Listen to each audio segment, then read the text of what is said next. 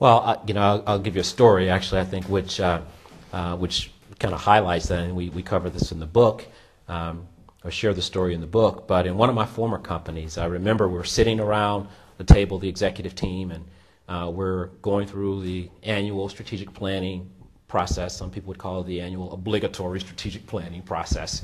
And so we're trying to sort out what our key strategies are going to be for growth over the next planning period, 3 to 5 years. And so we get into this debate about what our priorities should be strategically to grow the company, to make more money, to be successful. And so we have this discussion about, well, what are the things that we can do that would be most valuable for our customers?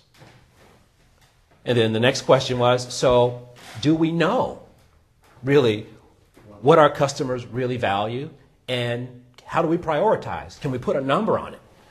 And we get really deep into this debate. And the president of this particular business says, can we stop having this discussion about measuring what's valuable to the customer and get back to running the business? And you could hear a pin drop in the room, and that statement says it all. Sometimes organizations get so wrapped up into the stuff around running the business, internally focused, that they lose sight of the fact that it all begins with trying to do something that's really valuable for a customer.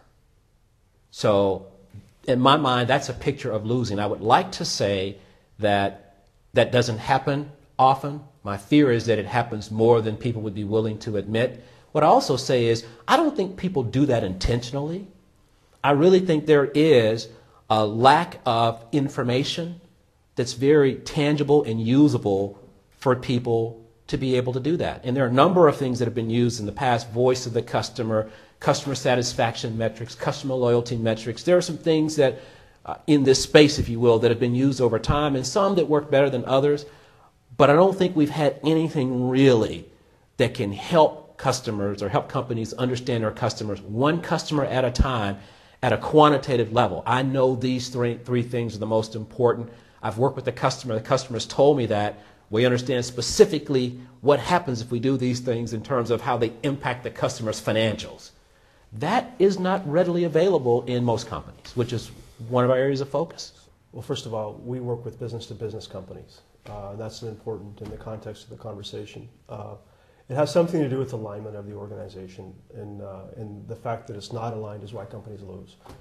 Traditionally in business-to-business, manufacturers make things, sales sells it, executives make decisions, and marketing, who knows what they do. And it's that sort of misalignment of the organization that causes people to lose. And you just can't afford in today's world not to have an organization on the same page. Those companies that are being more progressive are figuring out how to get them on the same page. Those that aren't doing as well aren't. We're helping to drive that change. I think that change is his day has come, and the day has come for many ways just because of demographics. There's a newer generation of people starting to lead companies.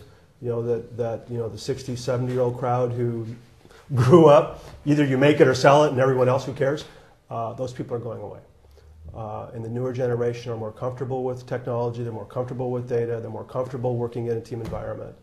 And those companies are starting to win and starting to emerge. And those are the kind of companies that we work with.